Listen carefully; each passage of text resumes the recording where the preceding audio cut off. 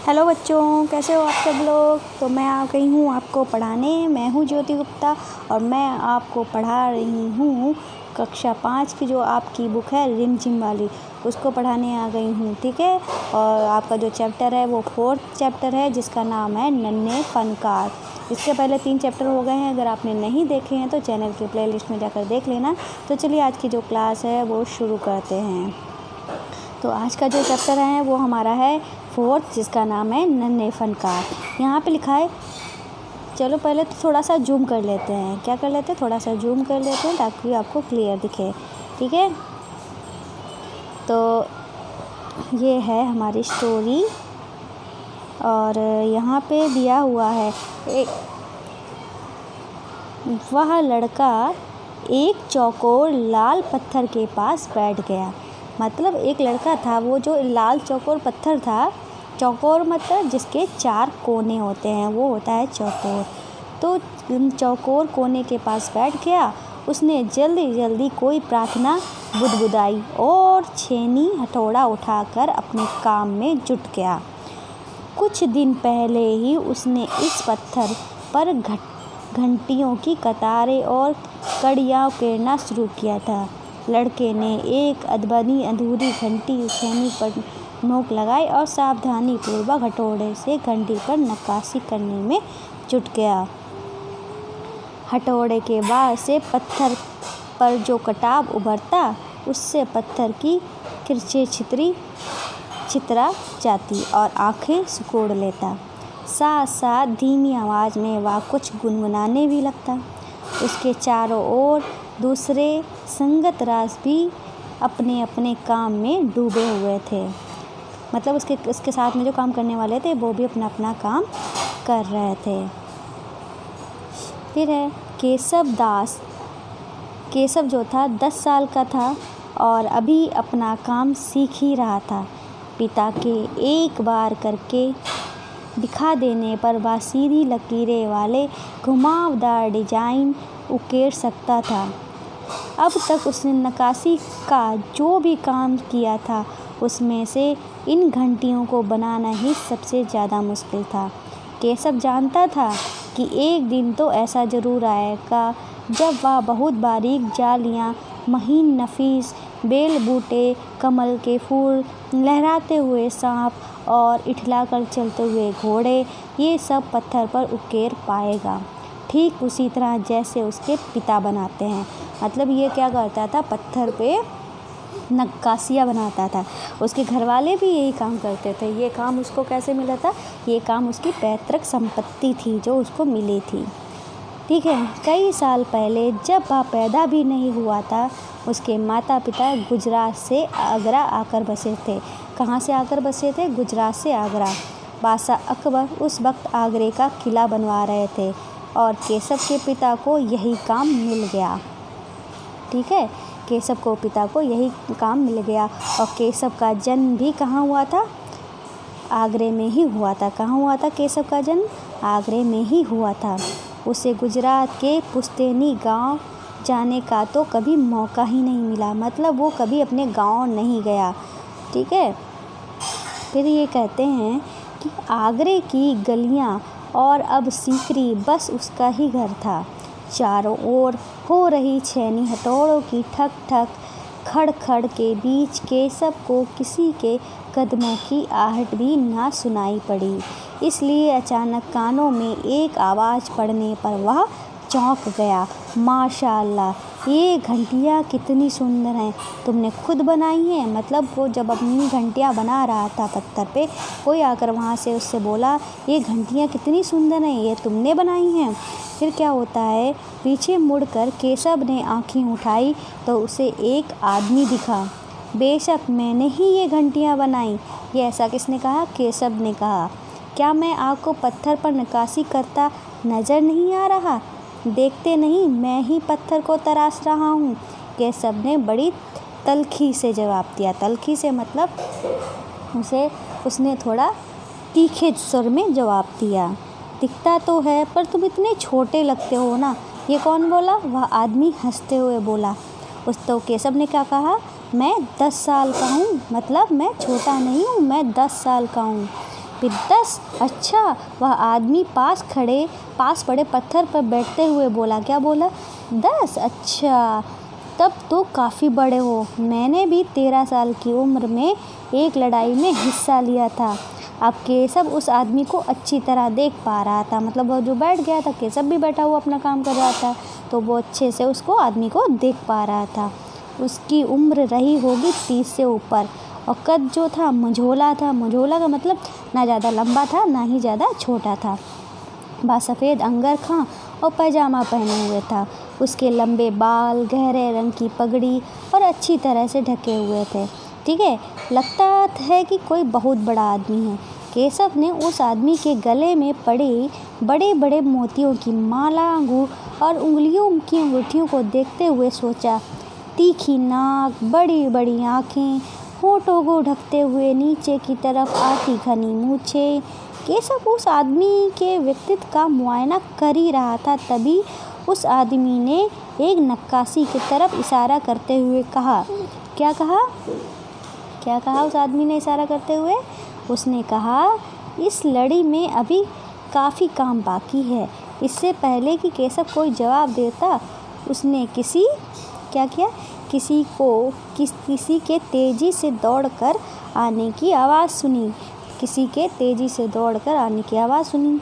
यह और कोई नहीं, महल का पहरेदार था। उसने कहा, हुजूर माफ़ करें, मुझे आपके आने का पता ही नहीं चला। हाँफते हुए वो आया। उसने कहा, हुजूर मुझे माफ़ करें, मुझे आपके आने का पता ही नहीं चला। उसने कहा, फिर वहाँ मुड़कर भौचक से खड़े केशव को घूरते हुए बोला। कि मतलब केशव को घूरते हुए बोला, कौन बोला? वही जो आदमी था, बेवकूफ़ खड़ा हो। मतलब जो पहरेदार आया था, उसने केशव से क्या कहा घूरते हुए? बेवकूफ़ खड़े हो जाओ। हजूर आला के सामने बैठने की ज़रूरत कैसे की तूने? झुककर सलाम कर। मतलब वो कौन थे? हुजूर आला थे उनके, पहरेदार के। उसने कहा, तुम हुजूर आला के सामने कैसे बैठे हो? तो उनको खड़े होकर प्रणाम करो। अब केशव जो था उसका क्या हुआ? माठा थनका। मतलब केशव जो था वो सोच में पड़ गया। उससे कुछ समझ आ रहा था। बेहद हवासी में छेनी हाथ से छूटकर नीचे गिरी और वह जल्दी से उठाकर खड़ा हो गया। अरे कहीं ये बासा अकबर तो नहीं? यह ख्याल आते ही उसने झुककर सलाम किया और खरगोश की सी कातर नज़रों से अकबर को देखने लगा। मतलब खरगोश की तरह तिरछी नज़रों से अकबर को देखने लगा। अकबर को पहरेदार की यह दखल अंदाजी जो थी, मतलब अकबर जो था वो आराम से बैठ के उससे बातें कर रहा था केशव से, पर जो अकबर जो था उसको जो पहरेदार उन्होंने दखल अंदाजी कर दी थी, बीच में आकर बोलने लगा, तो वो बिल्कुल पसंद नहीं आई। पहरेदार ने जो दखल अंदाजी की थी, उन्होंने खींचकर पहरेदार को वहाँ से जाने का इशारा करते हुए कहा, ठीक है सिपाही। क्या कहा? ठीक है सिपाही, कुछ देर के लिए हमें अकेला छोड़ दो। क्या कहा अकबर ने? हमें कुछ देर के लिए अकेला छोड़ दो। पहरेदार तो वहाँ से चला गया, मगर केशव असमंजस में था कि क्या करना चाहिए। ठीक है, वापस अपना नक्काशी का काम शुरू करे या बादशाह के हुक्म के इंतज़ार में खड़े रहें। ठीक है, ये सोचने लगा। दिल तो उसका अभी भी धक धक कर रहा था। हाँ, पर वह डरा हुआ नहीं था, क्योंकि अकबर प्यार से उसे देखते हुए मुस्कुरा रहे थे। क्योंकि अकबर क्या कर रहे थे? प्यार से उसको देखते हुए मुस्कुरा रहे थे। फिर क्या हुआ? अकबर ने क्या कहा? अकबर ने कहा, तुम्हारा नाम क्या है? उस केशव से पूछा। अकबर ने नरम आवाज़ में पूछा, मतलब प्यार से पूछा, तुम्हारा नाम क्या है? केशव ने कहा। उसने नपा तुला जवाब दिया। क्या कहा? केशव। मतलब अकबर ने पूछा तुम्हारा नाम क्या है, तो केशव ने क्या जवाब दिया? केशव। केशव ने, क्या तुम मुझे नक्काशी करना सिखाओगे? अकबर ने केशव से कहा। क्या कहा? क्या तुम मुझे नक्काशी करना सिखाओगे? उलझन में पड़े केशव ने तुरंत सिर हिला दिया। क्या? मतलब वो तो कंफ्यूज था ना, तो उसने तुरंत सिर हिला दिया। तब तो तुम्हें मेरे हथौड़े और छेनी का भी इंतजाम करना होगा।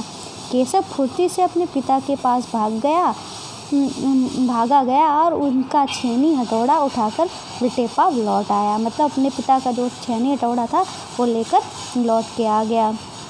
फिर क्या हुआ? दोस्ताना अंदाज में अकबर केशव के पास ज़मीन पर बैठ गए और पास में पड़े पत्थर को खींचते हुए बोले, ठीक है, अब बताओ मुझे क्या करना है। तो केशव ने संदेह भरी नज़रों से अकबर की ओर देखा और कहा, हुजूर, आप ही यह सब करेंगे? तो अकबर ने कहा, क्यों नहीं, मुझे तो विश्वास है मैं सीख ही लूँगा। तो उसने कहा केशव ने, नहीं नहीं, मेरा ये मतलब नहीं था। केशव सकपका गया, मतलब थोड़ा हेजिटेशन में आ गया, ठीक, हिचकिचा गया। फिर दरअसल मैं कहना चाहता था कि आप इतने बड़े बादशाह हैं, ये ठीक नहीं लगता। ये किसने कहा? केशव ने कहा। उसने कुछ अनमने भाव से कहा, ठीक है। फिर क्या हुआ? अकबर हंसकर बोले, अच्छा, लेकिन पिछले हफ्ते तो मैंने मिट्टी से बड़ी डलिया ढोने में किसी की मदद की थी। क्या कहा उन्होंने? पिछले हफ्ते मैंने क्या किया था मिट्टी से बड़ी डलिया उठाने में किसी की मदद की थी। क्या यह काम उससे भी ज़्यादा मुश्किल है? तो केशव अभी भी असमंजस की स्थिति में था। वह अकबर के पास बैठ गया और उन्हें छेनी पकड़ने का सही तरीका जो था वो सिखाने लगा। फिर जैसे कि केशव के पिता ने उसे सिखाया था, उसने कोयले के टुकड़े से पत्थर पर लकीरें खींचकर एक आसान सा नमूना बनाया और गंभीरता से कहा, देखिए, सिर्फ इन्हीं लकीरों को बहुत ध्यान से तराशना है। अकबर ने पत्थर पर छेनी रखी और जोर से हथौड़े से वार किया, जिससे कटाव ज़्यादा गहरा हो गया। ठीक है, मतलब बहुत तेज़ से उन्होंने वार कर दिया ना उस पर हथौड़े पे, तो जो गड्ढा था वो काफ़ी ज़्यादा गहरा हो गया। ठीक है। अरे नहीं, ये कौन बोला? केशव ने कहा। केशव ने तुरंत गलती पकड़ ली।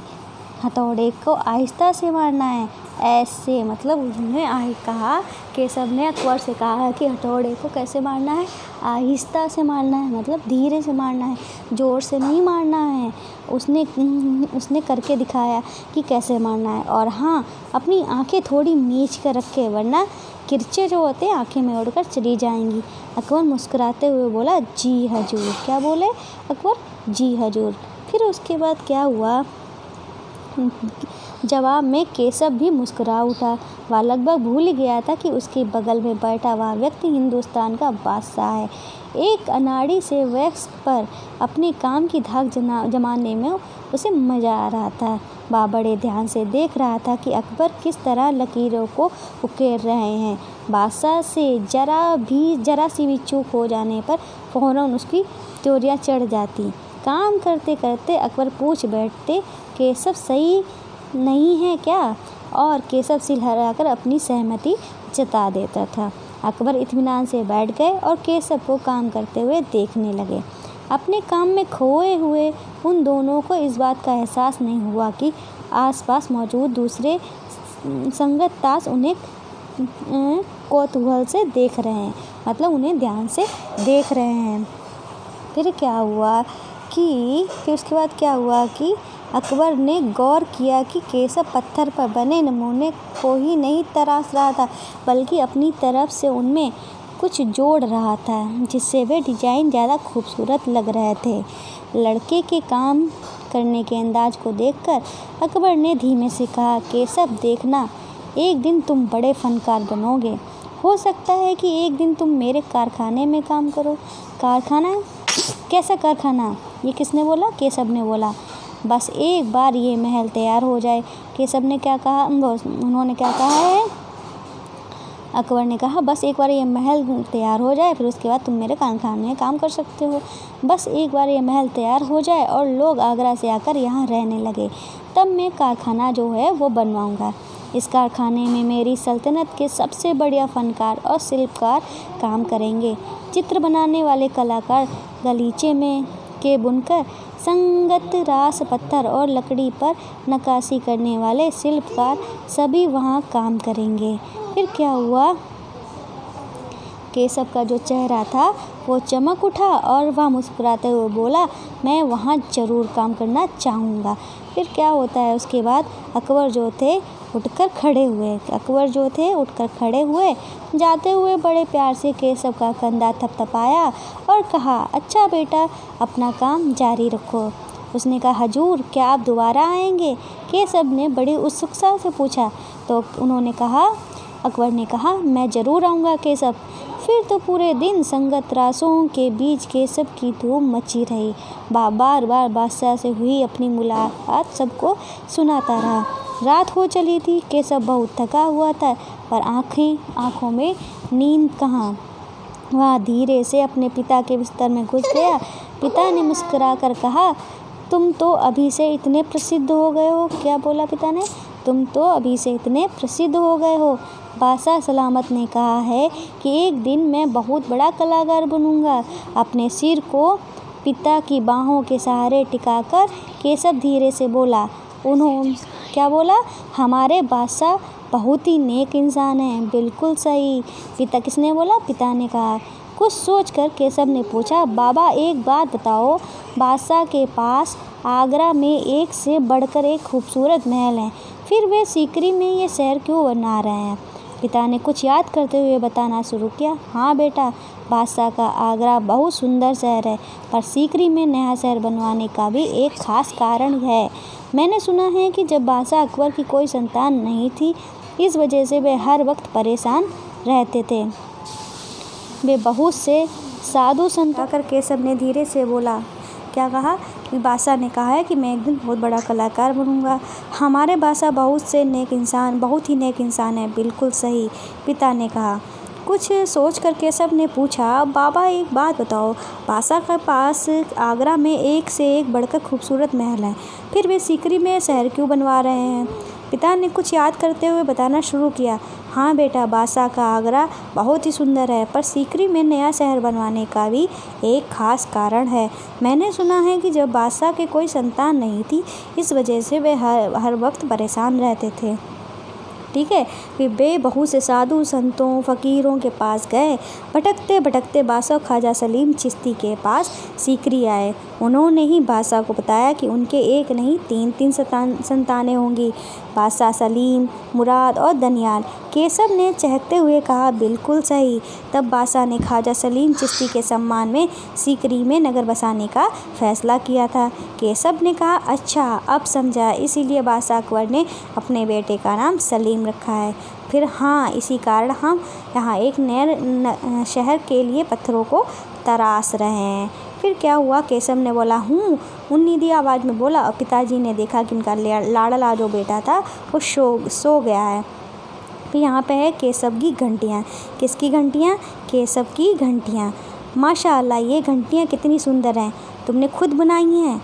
बादशाह अकबर ने यह बात किस लिए कही होगी? पहला ऑप्शन है केशव के काम की तारीफ़ में, या यह जानने के लिए कि घंटियाँ कितनी सुंदर हैं, या केशव से बातचीत शुरू करने के लिए, या घंटियाँ किसने बनाई हैं जानने के लिए, क्योंकि उन्होंने यकीन नहीं था कि 10 साल का बच्चा इतनी सुंदर घंटियाँ बना सकता है। तो हमारा जो सही ऑप्शन हो जाएगा वो यही वाला हो जाएगा कि उन्हें विश्वास नहीं था कि घंटियाँ जो हैं वो किसने बनाई है? 10 साल के बच्चे ने बनाई है। तो डा वाला हमारा सही हो जाएगा। फिर है केशव पत्थर की घंटियाँ और कड़ियाँ तराश रहा था। उसके द्वारा तराशी जा रही घंटियाँ कड़ियों का चित्र अपनी कॉपी में बनाओ। तुम्हें कोई खास इमारत याद आ रही है, नक्काशी की गई, संभव हो सकता है तो उसकी तस्वीर जो है वो चिपकाओ। मतलब क्या कह रहे हैं कि हमारे भारत में ना बहुत सारी इमारतें हैं, बहुत सारी मस्जिदें हैं, बहुत सारी बिल्डिंग्स हैं जो जिनमें नक्काशी की गई है। अगर आप देखना चाहते तो आप ऐसा करना, गूगल पे आप टाइप करना इमारत नाम से, भारतीय इमारत, तो आपको मिल जाएंगी और आप देख सकते हो उन पर कितनी कैसी नक्काशी की गई है। फिर यहाँ पर लिखा है आना जाना। केशव के पिता गुजरात से आकर आगरा में बस गए थे। हो सकता है कि तुम या तुम्हारे कुछ साथियों के माता पिता कहीं और से यहाँ आकर बस गए हों। बातचीत करके पता लगाओ ऐसा करने के क्या कारण हो सकते हैं। भाई आप मुझे बताना, अगर आपके मम्मी पापा या आपका परिवार कहीं से आकर कहीं और बस गया हो, उसका कारण क्या है बसने का, वो मुझे कमेंट करके ज़रूर बताना, ठीक है। फिर यहाँ पर लिखा है कि अकबर को पहरेदार की दखल अंदाजी क्यों नहीं अच्छी लगी थी। तो अकबर को पहरेदार की दखल अंदाजी इसलिए नहीं अच्छी लगी थी क्योंकि वो बहुत ही शालीनता से, बहुत ही प्यार से, बहुत ही मन से बात कर रहे थे बैठे सलीम से, और बीच में वो आकर टपक गया, मतलब डिस्टर्ब कर दिया। फिर चौथा है, लगता है कि बहुत बड़ा आदमी है। यहाँ पर बड़े आदमी से केशव का क्या मतलब है? तो बड़े आदमी इसका मतलब है कि बहुत ही अमीर आदमी। भी खरगोश की सी कातर आँखें, मतलब क्या है इसका? तो इसका मतलब है कि खरगोश की जैसे कातर सी आँखें, खरगोश की जैसे तिरछी नज़रें, चोरी वाली आँखें, इसका ये मतलब है। फिर है पशुओं पशु पक्षियों से तुलना करते हुए और भी बहुत सी बातें कही जाती हैं, जैसे हिरण जैसी चाल। और हम अगर दूसरा उदाहरण दें तो वो ये है हाथी जैसी दुम। आपने सुना भी होगा घोड़े जैसी चाल, हाथी जैसी दुम, ये भी कहा जाता है। ठीक है, फिर हिरण के जैसे हिरनी आँखें कही जाती हैं, कई सारी बातें कही जाती हैं। फिर यहाँ पे लिखा है कि अकबर ने जब नक्काशी सीखना चाहा तो केशव उन्हें संदेह भरी नज़रों से क्यों देख रहा था? तो इसलिए देख रहा था क्योंकि वो सोच रहा था इतने बड़े आदमी हैं बादशाह अकबर, तो फिर भी वो नक्काशी क्यों सीख रहे हैं, इसलिए उन्होंने संदेह भरी नज़रों से देखा था। फिर सातवां हमारा क्वेश्चन है वो ये है, केशव 10 साल का है, क्या उसकी उम्र के बच्चों में इस तरह का काम से जुड़ना ज़रूरी है? और आपके उत्तर क्या होंगे? तो भाई 10 साल की उम्र में अगर आपके घर में कोई काम हो रहा है तो आप करना चाहते हो तो बिल्कुल करिए, उसमें किसी तरह की कोई बुराई नहीं है। पर इस उम्र में पढ़ाई करना सबसे ज़रूरी है, वो काम हो या ना हो इस उम्र में, लेकिन पढ़ाई करना सबसे ज़्यादा ज़रूरी है। फिर है केशव बार बार सबको सुनाता। केशव सबसे पहले सबसे क्या कहता होगा? अपनी कल्पना में केशव को लिखो। तो केशव इसलिए सबको सुना रहा था क्योंकि उसके सामने बादशाह अकबर आ गए थे, जो उस समय के राजा थे, बादशाह थे। ऐसे ही अगर आप सोच लें, अगर मोदी आपके सामने बैठ जाएं, आपसे बात करने लगे तो आपकी हालत क्या होगी? आप तो फूले नहीं समाएंगे, आप तो ना खा पाएंगे, ना पी पाएंगे, ना सो पाएंगे, ना बैठ पाएंगे। इस तरीके की आपकी हालत हो जाएगी ना। तो यही समझिए, यही हालत हो गई थी उसकी, केशव की। फिर लिखा है शब्दों की निराली दुनिया। नक्काशी जैसे किसी काम को चुनो, बढ़ईगिरी, मिस्त्री इत्यादि जिसमें औजारों का इस्तेमाल होता है, उनके औजारों के नाम और उनका काम जो होता है उसका पता करके लिखो। तो ये सब काम आपके लिए हैं, आप ये औजारों के नाम पता करिए और फिर उनको लिखिए और कमेंट करके भी बताइएगा।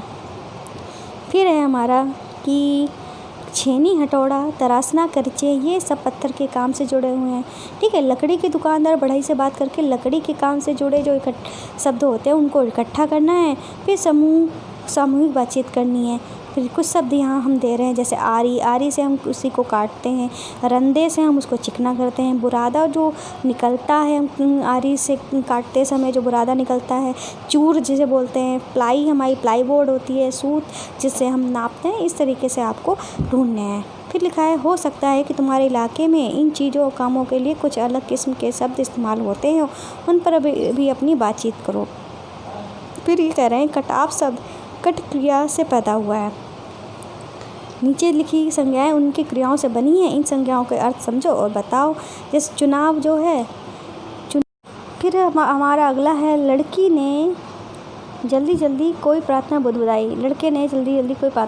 मतलब उसने मन ही मन में भगवान से प्रार्थना की कि जो मैं काम कर रहा हूँ उसमें मैं सफल हूँ, उसमें पारंगत हो जाऊँ। फिर ये कह रहा है रेखांकित शब्द के नीचे लिखे शब्दों में क्या अंतर है, वाक्य बनाकर अंतर स्पष्ट करो। जैसे फुसफुसाना मतलब धीरे धीरे बात करना, बड़बड़ाना मतलब अपने आप से ही बात करना, बुनबुनाना मतलब गुस्से में अपने आप में बात करना। फिर हमारा यहाँ पे है बेवकूफ़ खड़ा हो, हुजूर आला के सामने बैठने की जरूरत कैसे की तूने, झुककर इन्हें सलाम करो। ये किसने कहा था? ये कहा था हमारे पहरेदार ने कहा था। फिर यहाँ पे लिखा है महल के पहरेदार ने केशव से इसलिए कहा क्योंकि बादशाह के सामने बैठे रहने का उनका अपमान करने जैसा है। बात तो सही है। फिर ये कह रहे हैं पहरेदार का यह कहना उन्हें वफादारी दिखाना है, ये भी बात सही है। पहरेदार को बादशाह के आने का पता नहीं चला इसलिए वह घबरा गया था, ये भी बात सही है। कि बादशाह का केशव से बात करना पहरेदार को अच्छा नहीं लगा था, ये बात नहीं है। तो इसमें कह रहे हैं कि जो सबसे ज़्यादा सही बात जो है वो ये है बादशाह के सामने बैठे रहने जो होता है अपमान जैसा होता है। तो इस तरीके से आपका जो क्लास है वो ख़त्म होती है। और आपको बता दें हमारा जो चैनल है जोजस स्टडी, इसको आपको सब्सक्राइब कर लेना है। और आप जब प्लेलिस्ट में जाएंगे तो आपको क्लास की जो आपके जो बाकी सब्जेक्ट हैं उनकी क्लासेस जो हैं वो मैं आपको मिल जाएंगी चैप्टर वाइज। और हमारे जो बाकी के 3 चैनल, आप चैनल पे जब जाएंगे आपको हमारे बाकी के 3 चैनल मिल जाएंगे, जोजस किड्स मस्ती, जोजस क्राफ्ट ज्वेलरी और जोजस क्राफ्ट। इन तीनों को भी सब्सक्राइब करना है। इन चैनल्स में क्या है वो आपको बताते हैं। और जो हमारा पहला चैनल है जोजस किड्स मस्ती, उन बच्चों के लिए बच्चों को कैसे क्या सिखाया जाए ये सब आपको बताया गया है, ठीक है। और हमारा दूसरा जो चैनल है वो है जोजस क्राफ्ट ज्वेलरी। इसमें आप घर बैठे बहुत ही आसानी से, बहुत ही सरल तरीके से ज्वेलरी बना सकते हो और बहुत ही सिंपल तरीके से। अगर आप देखना चाहते हो तो देख लीजिए। ये आपको क्रिएटिव बनाएंगे। और ये हमारा जो तीसरा चैनल है वो है जोजस क्राफ्ट। इसमें आप घर बैठे घर की बेकार चीज़ों से अच्छी अच्छी चीज़ें, डेकोरेशन वाली चीज़ें बना सकते हैं। तो आप जो हमारे तीनों चैनल को सब्सक्राइब कर लेना, ठीक है ना। और आपको बात करते हैं हमारे गुरु दक्षिणा की। तो हमारे गुरु दक्षिणा में बस आपको इतना करना है कि आपको हमारे जो चारों चैनल हैं इनको सब्सक्राइब करना है, साथ में बेल आइकन को भी हिट करना है ताकि आपको नोटिफिकेशन मिल जाए, ठीक है। हमारी अब वीडियो आपको पसंद आई हो तो लाइक करिएगा, ज़्यादा से ज़्यादा शेयर करिएगा। और आपको बता दें, जो हमारी गुरु दक्षिणा है इसमें किसी तरह का कोई पैसा नहीं पड़ रहा है, बस आपको क्या करना है, हमारे चैनल को सब्सक्राइब करना है, ठीक है। तो आज की वीडियो में बस इतना ही, मिलते हैं नेक्स्ट वीडियो में, तब तक के लिए बाय बाय।